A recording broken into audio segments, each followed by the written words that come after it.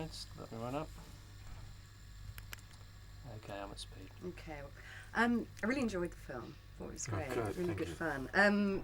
What attracted you to this story? Was it the fact that the murders were unsolved? Was it the world of rap? What was it? I think it was, I saw it really as a sort of political story, really. And that was, I was obviously aware of Biggie and Tupac, but it was reading a newspaper article that the detective who was in charge of the Biggie Smalls investigation had resigned from the Los Angeles police force because he suspected other police officers of being involved in the murder of Biggie Smalls and was unable to investigate it. And I thought, wow, this is an amazing story, And I think as you go into that, it becomes, it became more and more complicated, and you realize that this was actually a sort of tragic story of Biggie Smalls and Tupac, who started off as great friends and then became sort of deadly enemies, and their deaths were sort of blamed on the rivalry that had grown up between them. And then the film goes into all that, and you realize that it was actually a whole lot of other things that were responsible for them being killed. So it's kind of a murder investigation. It's also a look into the world of hip hop, and obviously into these two incredibly talented artists. What did you think about that world? Because it's were you nervous talking? It's quite a dangerous world, and I think what came across to me is that the music's kind of a front for a lot of other murky, dubious activity, isn't it? I mean, what did you think about so. Well, I think you don't really understand it until you go to a place like Compton, which I guess is the sort of, the place where Dre came from and so much of rap came from. I think Compton is an area that is incredibly, there's just no job opportunities there. It's like a whole generation of people have more or less killed each other, because of the drugs that have come in. And you realize that since, President Reagan, and since that whole time, when a lot of crack came in, and when the rich became much richer, I think, and the poor became much poorer, the gangs in Compton is the only thing that people have to identify with. And, I don't want to sound like some kind of liberal, soft-nosed person talking here, but that is the reality of Compton. There are no opportunities, and so I guess unless you want to work in Burger King, you join a gang and you sell crack. And I think that I think is the reality of hip hop. And until the economic situation changes drastically in America, which it certainly doesn't look as though it is doing, it's just going to get worse.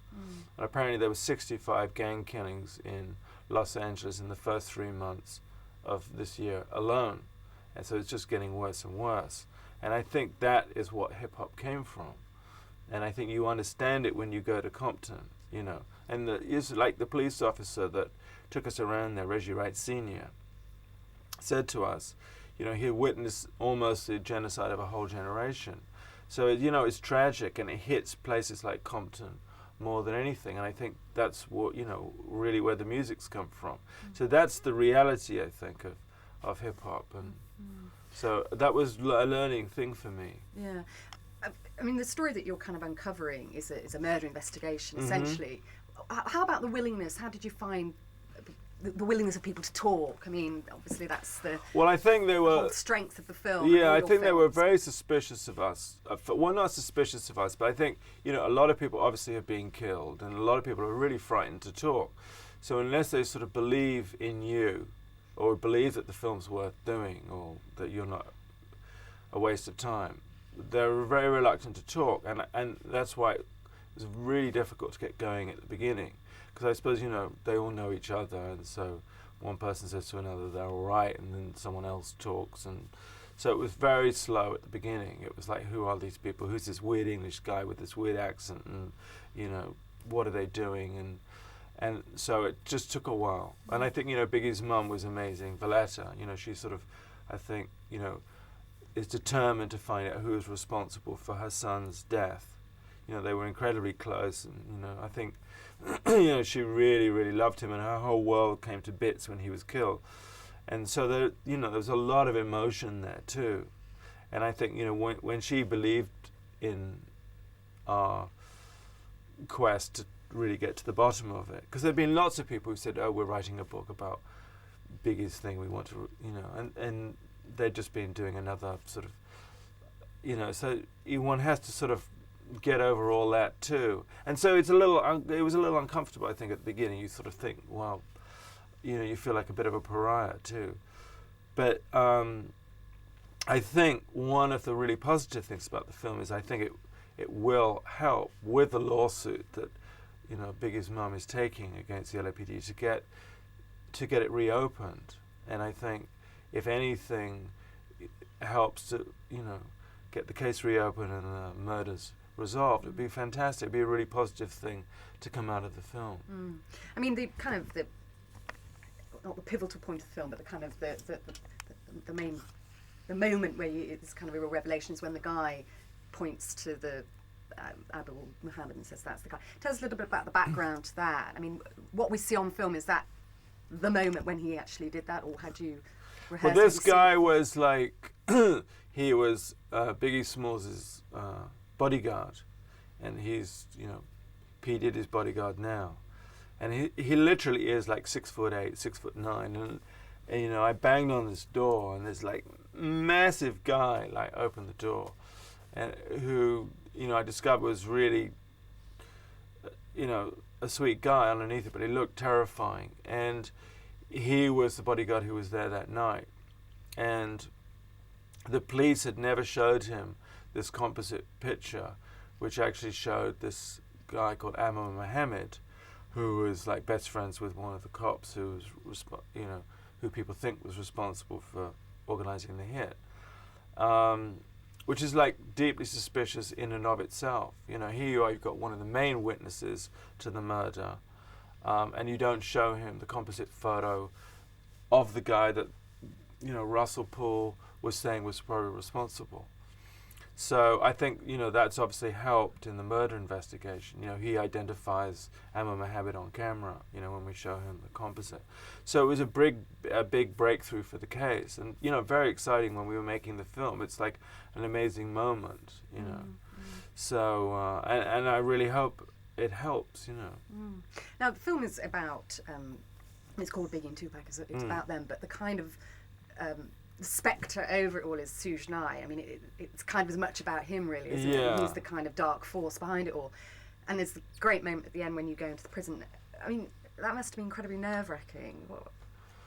What made you? I mean, obviously you had to do it, but there must have been moments you thought. Well, I always, how like sometimes when you start a film, you think it's gonna end with the interview with, I always mentally saw the film ending with the interview with Suge Knight. And we always left it to the end because we knew it was going to be the most difficult thing and the hardest, and we had to deal with Death Row Records, and they were like, no, you can't talk to him, and and there were so many restrictions and questions like, what hotel are you staying in, and what flight are you going to be in, and where are you staying in LA, and we were getting like really nervous. Do you know what I mean? It was just like, so we went up there, and we didn't have his permission to even film him, but we had permission to film at the prison. So it was like really weird. We were sort of like walking around the prison, like looking for Suge Knight.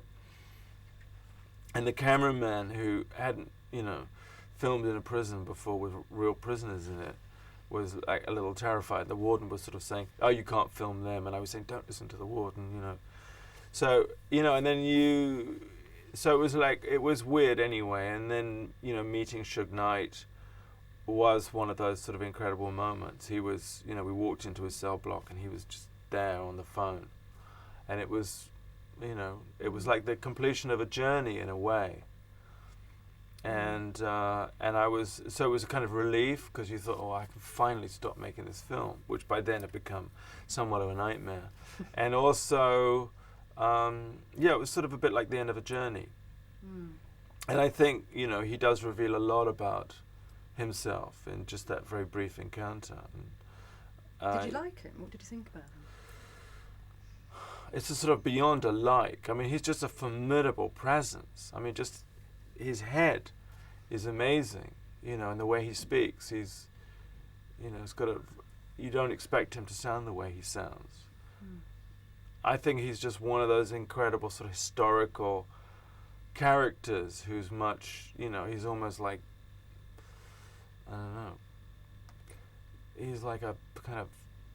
He's an icon, I suppose. He's an icon, isn't he? For that world. And your films are kind of, they're as much about you and your character and your. Well, I hope not. Really, I don't really see them that way. No, you don't. Well, I mean, you are identified as a Nick Broomfield film. I think that's the way. Right. And you go in with your kind of sound thing. Do you actually do the sound? Yeah, I do. Well, everyone seems to think it's a stage prop or something. It's a real tape recorder, which is hopelessly out of date, but I'm like completely hopeless technically. So I know how to use this one tape recorder, which is the only reason I haven't changed it. And I do real sound. I record people. Yeah.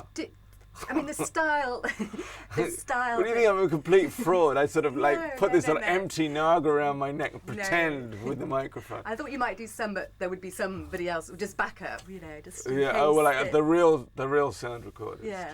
No, we're just a crew of 3 people, and there's and I was working here with Michel DaCosta, who's a producer, who you occasionally see in shot, and Joan Churchill, who was on camera. So we're kind of like odd crew. And I do the sound and do the questions. And Michelle, would do all the research and all the kind of, and really in a sense, I could never have made the film without her. And we shot it on a big Super 16 camera, so it looks good, But the style of your films, where you were the first, I suppose, to do that, where the producer, somebody who's normally off camera, until you become part of the story. Right. Was that a conscious decision, or was that just kind of organic? And I think it was born out of desperation.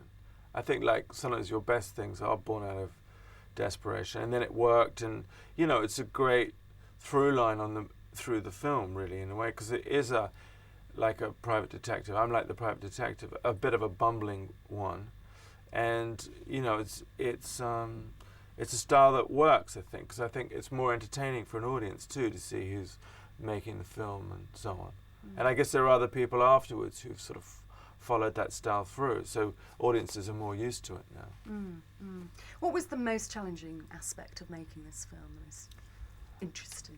Well, I think at the beginning I thought it was going to be really difficult because I was white and it was a black story. But I think more than that, it was that one kind of had to try and prove oneself to the people that one was actually making a film that was worth making. I mean, Tupac's friends are really loyal to Tupac, and Biggie's friends are really loyal to Biggie. And I think because both of their lives ended in such tragedy, their friends don't want to just take part in some stupid film.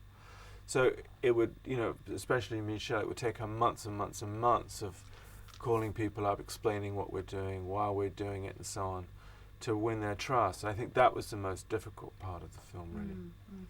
Have they... Hello? Have we got to finish? It's Keely! Yeah. Can I just ask one more question? I just want to know if the people involved, they've seen it and what their reaction is to it. Well, the only person I've shown it to so far is Valletta Wallace. And I flew over there and showed her the film. It was in a really rough little copy from the Avid. And we watched it on her massive telly, which I guess was Biggie's telly. And then she, she made this wonderful mint julep, which is incredible. And I was really worried what she was going to think, but she really, believes in the film. I think she, you can't say she loved it because it's about her son's death, but she was really moved by the film, and I think she said it was everything I hoped it was going to be, which was really, because I really care what she thought. So that was good, and she's the only person who's seen it so far until we open it in America. But she was the person I probably most cared about, And just to summarise very quickly the situation with the 2 cases, the actual criminal investigation, have reopened. They're going to reopen. She's going to take it. She's suing the Los Angeles Police Department. I think the case will have to probably be reopened, and I hope very much that when the film opens, especially in America, which will be shortly, that it will very much help the lawsuit, and that those 2 things will help in coming up with who was responsible for the murders. I think a lot of people know who was responsible for the murders, and they're being protected by the police, by the Los Angeles Police Department. Okay, great. Thank Thanks you. very much.